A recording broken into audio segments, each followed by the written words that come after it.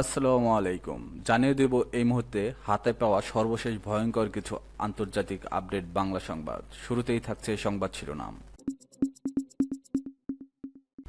শুরুতেই জানিয়ে দেব গাজায় ত্রাণ না ঢুকলে ৪৮ ঘন্টায় মরতে পারে ১৪,০০০ শিশু, জানিয়েছে জাতিসংঘ।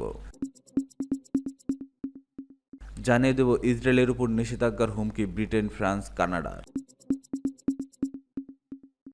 এরপর রয়েছে অবিলম্বে যুদ্ধবিরতি আলোচনা শুরু করবে রাশিয়া ইউক্রেন, বলেছেন ট্রাম্প। সর্বশেষ থাকছে ৩ মাস পর গাজায় প্রবেশ করল ত্রাণবাহী ট্রাক। এখন শুনছিলেন সংবাদ শিরোনাম, এবার বিস্তারিত। প্রিয় দর্শক, আপনি যদি এই চ্যানেলে নতুন হয়ে থাকেন, ভিডিওটি দেখতে দেখতে চ্যানেলটি সাবস্ক্রাইব করে আমাদের সাথেই থাকুন। গাজায় ত্রাণ না ঢুকলে ৪৮ ঘন্টায় মরতে পারে ১৪,০০০ শিশু, জানিয়েছে জাতিসংঘ। ইসরায়েলি আগ্রাসনে পুরোপুরি বিধ্বস্ত হয়ে আছে ফিলিস্তিনি ভূখণ্ড গাজা। এর মধ্যে অঞ্চলটিতে গত প্রায় ১.৫ মাস ধরে কোনো ত্রাণ সহায়তা প্রবেশ করতে দেয়নি ইসরায়েল। ফলে অঞ্চলটিতে দুর্ভিক্ষ, অনাহারের মতো পরিস্থিতি তৈরি হয়েছে। এ অবস্থায় জাতিসংঘ সতর্ক করে বলেছে, গাজায় পর্যাপ্ত ত্রাণ না প্রবেশ করলে ১৪,০০০ শিশু মারা যেতে পারে। ব্রিটিশ সংবাদ মাধ্যম বিবিসিকে জাতিসংঘের মানবাধিকার বিষয়ক under secretary general Tom Fletcher জানিয়েছে, সোমবার গাজায় ৫টি ত্রাণবাহী ট্রাক প্রবেশ করেছে। তবে তিনি বলেছেন, এটি সমুদ্রের এক ফোঁটা পানির মতো। তিনি বলেন, ত্রাণবাহী লরিগুলো গাজায় ঢুকলেও সেগুলো সীমান্তের উপরেই আছে, এখনও ক্ষতিগ্রস্ত সম্প্রদায়ের কাছে পৌঁছায়নি। ব্রিটিশ সংবাদ মাধ্যম বিবিসিকে জাতিসংঘের মানবাধিকার বিষয়ক under secretary general Tom Fletcher জানিয়েছে, সোমবার গাজায় ৫টি ত্রাণবাহী ট্রাক প্রবেশ করেছে। তবে তিনি বলেছেন, এটি সমুদ্রের এক ফোঁটা পানির মতো। তিনি বলেন, ত্রাণবাহী লরিগুলো গাজায় ঢুকলেও সেগুলো সীমান্তের ওপারেই আছে, এখনও ক্ষতিগ্রস্ত সম্প্রদায়ের কাছে পৌঁছায়নি। ইসরায়েল ত্রাণ সহায়তা নিশ্চিতে যথেষ্ট কাজ করেনি উল্লেখ করে সোমবার সন্ধ্যায় ফ্লেচার বলেন, আজ আমাদের ৯টি ট্রাক কেরেম শালোম ক্রসিং দিয়ে প্রবেশের অনুমতি পেয়েছে। তবে এটি জরুরি প্রয়োজনের তুলনায় সমুদ্রের এক ফোঁটা মাত্র এবং আগামীকাল সকাল থেকে গাজার উল্লেখযোগ্য পরিমাণে আরও ত্রাণ প্রবেশের অনুমতি দিতে হবে। জাতিসংঘের এক কর্মকর্তা বলেন, গাজায় এখন যে সীমিত পরিমাণে ত্রাণ ঢুকতে দেওয়া হচ্ছে তা অবশ্যই চরম দুর্দশার মধ্যে থাকা। বেসামরিক নাগরিকদের জন্য অবাধ প্রবেশাধিকারের বিকল্প নয়। লুটপাট কমাতে হলে নিয়মিত ত্রাণ সরবরাহ নিশ্চিত করতে হবে এবং মানবিক কর্মীদের একাধিক পথ ব্যবহার করে অনুমতি দিতে হবে। বাণিজ্যিক পণ্য মানবিক সহায়তায় পরিপূর্ণ হওয়া উচিত। ফ্লেচার আবারও বলেছেন, ত্রাণ না পৌঁছালে আগামী ৪৮ ঘন্টার মধ্যে ১৪,০০০ শিশুর মৃত্যু হতে পারে। তিনি বলেন, আমরা আগামী ৪৮ ঘন্টার মধ্যে এই ১৪,০০০ শিশুর মধ্যে যতজনকে সম্ভব বাঁচাতে চাই। তিনি জোর দিয়ে বলেন, আমাদের গাজা উপত্যকাকে মানবিক সাহায্য দিয়ে ভাসিয়ে দিতে হবে। যখন বিবিসি টুডে প্রোগ্রামে আনা ফোস্টার বলেন যে ১৪,০০০ সংখ্যাটি অসাধারণ একটি সংখ্যা, জবাবে ফ্লেচার বলেন, এটি পুরোপুরি হিমশীতল করা সংখ্যা।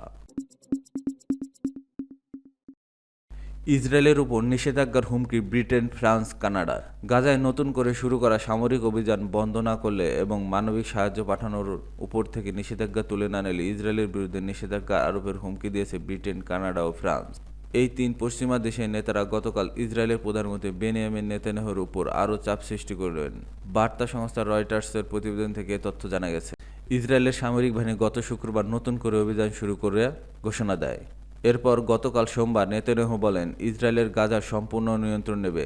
আন্তর্জাতিক বিশেষজ্ঞরা এরই মধ্যে অঞ্চলটিতে দুর্ভিক্ষের আশঙ্কা নিয়ে সতর্ক করছেন। লাখ লাখ মানুষ খাবারের অভাবে অনাহারে দিন যাপন করছে। অবশ্য ইসরায়েলে গতকাল সামান্য পরিমাণে কিছু ত্রাণ সহায়তা গাজায় ঢোকার অনুমতি দিয়েছে, যা যথেষ্ট নয়। ব্রিটিশ সরকার এক যৌথ বিবৃতিতে বলেছে, ইসরায়েল সরকার তরফ থেকে বেসামরিক জনগণের প্রয়োজনীয় মানবিক সহায়তা অস্বীকার করে অগ্রহণযোগ্য এবং এটি আন্তর্জাতিক মানবাধিকার আইনের লঙ্ঘন। আমরা পশ্চিম তীরে বসতি সম্প্রসারণের যে কোনো প্রচেষ্টার বিরোধিতা করি। প্রয়োজনে আমরা সুনির্দিষ্ট নিষেধাজ্ঞা আরোপ সহ আরও পদক্ষেপ নিতে দ্বিধা করব না। ৩ দেশের এই বিবৃতিতে জবাবে নেতানিয়াহু বলেছেন, লন্ডন, অটো ও প্যারিসের নেতারা গত ৭ অক্টোবর গণহত্যার একটি বিশাল পুরস্কার দিয়েছেন, যা আরও নৃশংসতাকে উস্কে দিচ্ছে। ইসরায়েলি প্রধানমন্ত্রী আরও বলেন, ইসরায়েল ন্যায়সঙ্গত উপায়ে নিজেকে রক্ষা করবে যতক্ষণ না চূড়ান্ত বিজয় অর্জিত হয়। গত ৭ অক্টোবর হামাস ইসরায়েলি জনপদে হামলা চালানোর পর থেকে ইসরায়েল গাজায় চিকিৎসা, খাদ্য, জ্বালানি সরবরাহ বন্ধ করে দিয়েছে, যাতে ফিলিস্তিনি জঙ্গি গোষ্ঠী জিম্মিদের মুক্তি দিতে বাধ্য। এ বিষয়ে ব্রিটেন, কানাডা ও ফ্রান্সের নেতারা বলেছেন, আমরা সবসময় ইসরায়েলের সন্ত্রাসবাদের বিরুদ্ধে ইসরায়েলিদের রক্ষা করতে অধিকারকে সমর্থন করছি, কিন্তু এই সংকট সম্পূর্ণ অসামঞ্জস্যপূর্ণ। তারা বলে, নেতানিয়াহু সরকার এই জঘন্য কর্মকাণ্ড চালিয়ে গেলে তারা হাত গুটিয়ে বসে থাকবে না। অবিলম্বে যুদ্ধবিরতি আলোচনা শুরু করবে রাশিয়া ইউক্রেন, বলেছেন ট্রাম্প। মার্কিন প্রেসিডেন্ট ডোনাল্ড ট্রাম্প বলেছেন, রাশিয়া ও ইউক্রেন অবিলম্বে যুদ্ধবিরতি ও যুদ্ধ অবসানের জন্য আলোচনা শুরু করবে। রুশ প্রেসিডেন্ট ভ্লাদিমির পুতিনের সঙ্গে ফোন আলাপকে খুব ভালো আখ্যা দিয়ে ট্রাম্প বলেন, শান্তির শর্ত উভয় পক্ষের মধ্যে আলোচনা করে ঠিক করতে হবে। পুতিন ও ইউক্রেনের প্রেসিডেন্ট ভলোদিমির জেলেনস্কির সঙ্গে টেলিফোনের আলাপের পর তিনি এই কথা বলেন। ব্রিটিশ সংবাদ মাধ্যম বিবিসির খবরে বলা হয়েছে, পুতিন বলেছেন তিনি ইউক্রেনের সঙ্গে সম্ভাব্য ভবিষ্যৎ শান্তি চুক্তিটির একটি স্মারকলিপি নিয়ে কাজ করতে প্রস্তুত। অন্যদিকে জেলেনস্কি এটিকে একটি ঐতিহাসিক মুহূর্ত বলে অভিহিত করেছেন এবং যুক্তরাষ্ট্রকে আলোচনা থেকে দূরে না থাকার আহ্বান জানিয়েছে। মার্কিন প্রেসিডেন্ট ডোনাল্ড ট্রাম্প বলেছেন, রাশিয়া ইউক্রেনের অবিলম্বে যুদ্ধবিরতি ও যুদ্ধ অবসানের জন্য আলোচনা শুরু করবে। রুশ প্রেসিডেন্ট ভ্লাদিমির পুতিনের সঙ্গে ফোনালাপকে খুব ভালো বলে আখ্যা দিয়ে বলেন, শান্তির শর্ত উভয় পক্ষের মধ্যে আলোচনা করে ঠিক করতে হবে। পুতিন ও ইউক্রেনের প্রেসিডেন্ট ভলোদিমির জেলেনস্কির সঙ্গে টেলিফোনে আলাপের পর তিনি এই কথা জানান। ব্রিটিশ সংবাদমাধ্যম বিবিসির খবরে বলা হয়েছে, পুতিন বলেছেন তিনি ইউক্রেনের সঙ্গে সম্ভাব্য ভবিষ্যৎ শান্তি চুক্তি সংক্রান্ত একটি স্মারকলিপি নিয়ে কাজ করতে প্রস্তুত। অন্যদিকে জেলেনস্কি এটিকে একটি ঐতিহাসিক মুহূর্ত বলে অভিহিত করেছে এবং যুক্তরাষ্ট্রকে আলোচনা থেকে দূরে না থাকার আহ্বান জানিয়েছে। ট্রাম্প নিজ মালিকানাধীন ট্রুথ সোশ্যালে শেয়ার করে এক পোস্টে ফোনালাপের পর লিখছেন, রাশিয়া ও ইউক্রেন অবিলম্বে যুদ্ধবিরতি এবং আরও গুরুত্বপূর্ণভাবে যুদ্ধের অবসানের জন্য আলোচনা শুরু করবে। তিনি আরও জানান, দ্বিতীয় কলে তিনি জেলেনস্কিকেও একথা জানিয়েছেন। ট্রাম্প আরও বলেন, এ শর্তগুলো উভয় পক্ষে আলোচনা করা হবে কারণ এটি কেবল তাদের পক্ষেই সম্ভব। তবে জেলেনস্কি বলেছেন, আলোচনা প্রক্রিয়া উপযুক্ত পর্যায়ে আমেরিকান ও ইউরোপীয় উভয় প্রতিনিধিকে জড়িত থাকতে হবে। তিনি বলেন, আমাদের সবার জন্য এটি অত্যন্ত গুরুত্বপূর্ণ। যুক্তরাষ্ট্র আলোচনা এবং শান্তি প্রচেষ্টায় নিজেদের দূরে না সরিয়ে রাখে কারণ এতে কেবল পুতিনই লাভ হবে।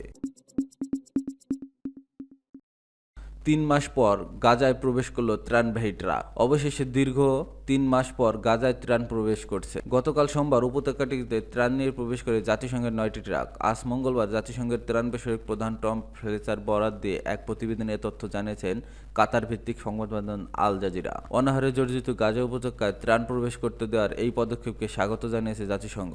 তবে যে পরিমাণ ত্রাণ প্রবেশ করছে তা প্রয়োজনের তুলনায় খুবই নগণ্য বলে জানিয়েছে সংস্থাটি। 2023 সালের 7 অক্টোবর গাজায় ইসরায়েলি আগ্রাসন শুরুর আগে উপত্যকার প্রতিবেদনে কমপক্ষে 500 ত্রাণবাহী ট্রাক প্রবেশ করত। তুলনায় গতকাল ত্রাণ সহায়তা খুবই কম। বিশেষজ্ঞরা গত সপ্তাহে সতর্ক করেছিলেন, শিগগিরই ত্রাণ সহায়তা নিশ্চিত না করা গেলে উপত্যকা অনাহারে ভয়াবহ আকার ধারণ করবে। অবশেষে দীর্ঘ 3 মাস পর গাজায় ত্রাণ প্রবেশ করছে। গতকাল সোমবার উপত্যকাটিতে ত্রাণ নিয়ে প্রবেশ করায় জাতিসংঘের 9টি ট্রাক। আজ মঙ্গলবার জাতিসংঘের ত্রাণ বিষয়ক প্রধান টম ফ্লেচার বরাত দিয়ে এক প্রতিবেদনে এ তথ্য জানিয়েছে কাতার ভিত্তিক সংবাদ মাধ্যম আল জাজিরা। অনাহারে জর্জরিত গাজা উপত্যকায় ত্রাণ প্রবেশ করতে দেওয়ার এই পদক্ষেপে স্বাগত জানিয়েছে জাতিসংঘ। তবে যে পরিমাণ ত্রাণ প্রবেশ করছে তা প্রয়োজনের তুলনায় খুবই নগণ্য বলে জানিয়েছে সংস্থাটি। 2023 সালে 7 অক্টোবর গাজায় ইসরায়েলি আগ্রাসন শুরুর আগে উপত্যকায় প্রতিদিন কমপক্ষে 500 ত্রাণবাহী ট্রাক প্রবেশ করত। সেই তুলনায় গতকাল ত্রাণের সহায়তা খুবই কম। বিশেষজ্ঞরা গত সপ্তাহে সতর্ক করেছিলেন, শিগগিরই ত্রাণ সহায়তা নিশ্চিত না করা গেলে উপত্যকার অনাহারে ভয়াবহ আকার ধারণ করবে। জাতিসংঘের মহাসচিব মুখপাত্র স্টেফান ডুজারিকিও বলেছেন, গাজায় যে পরিমাণ ত্রাণ প্রবেশ করছে তা যথেষ্ট নয়। আল জাজিরাকে তিনি বলেন, এই ত্রাণ আমাদের নিজস্ব ব্যবস্থাপনার মাধ্যমে আমাদের নিজস্ব নেটওয়ার্ক দিয়ে বিতরণ করা হবে, যা আমাদের কাছে গ্রহণযোগ্য। আমাদের কাছে এই বিলাসিতা নেই যে আমরা বলবো যদি মাত্র 9টি ট্রাক আসে তাহলে আমরা তা নেব না। তবে এই পরিমাণ ট্রাক যে গাজার মানুষের জন্য যথেষ্ট নয় তা স্পষ্ট এবং এটি আমাদের ইসরায়েলি কর্তৃপক্ষকে স্পষ্ট করে জানিয়েছে এবং আরও বেশি ত্রাণ ঢুকতে দেওয়ার ব্যাপক তাদের সঙ্গে নিয়মিত যোগাযোগ করে যাচ্ছি।